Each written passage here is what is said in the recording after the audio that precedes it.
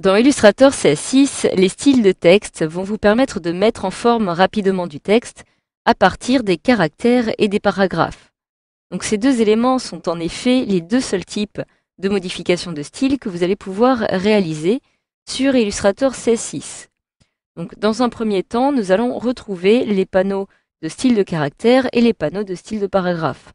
Donc pour cela, je me trouve actuellement en mode les indispensables. Je vous conseille de passer en mode typographie et automatiquement, vous allez avoir accès à ces éléments. Donc, si j'ouvre ici par exemple le petit panneau, je vais retrouver ici style de caractère et style de paragraphe. Donc actuellement, les styles qui sont définis dans mon logiciel apparaissent ici, c'est-à-dire style de caractère normal et style de paragraphe normal.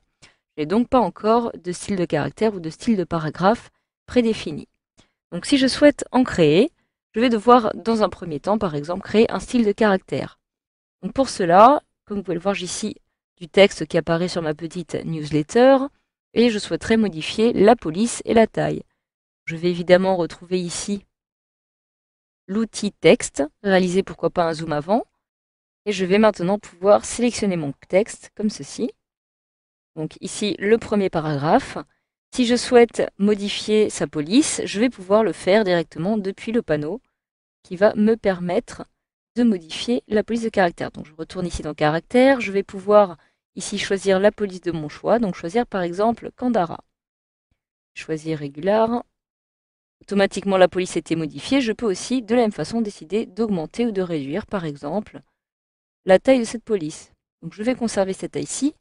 Je vais choisir ici de modifier par exemple l'approche en l'augmentant un petit peu plus, afin d'augmenter l'espace entre chacun de mes caractères. Je peux aussi décider d'augmenter l'interligne, par exemple, directement depuis ce panneau. Je vais l'augmenter un petit peu plus, comme ceci. Et une fois que cela est fait, je vais maintenant me rendre dans style de caractère en dessous et cliquer sur la petite icône qui apparaît en haut à droite.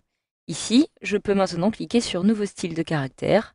Automatiquement, je vais avoir cette petite fenêtre qui va apparaître et qui va me permettre de renommer, par exemple, newsletter. Donc il va s'agir exactement de mon nouveau style de caractère que j'aurai appliqué sur ma newsletter. Alors maintenant, une fois que j'ai pu justement définir mon nouveau style de caractère, cela va être très pratique pour modifier la police et la taille d'autres paragraphes. Donc il me suffit de le sélectionner. Je retrouve ici newsletter qui apparaît dans mon panneau style de caractère. Je clique dessus et automatiquement la police et la taille et tous les autres éléments que j'ai pu définir dans ce panneau style de caractère viennent d'être attribués à ce paragraphe. Je peux procéder de la même façon pour le paragraphe qui se trouve ici. Je clique dessus et automatiquement, je viens d'avoir les mêmes modifications.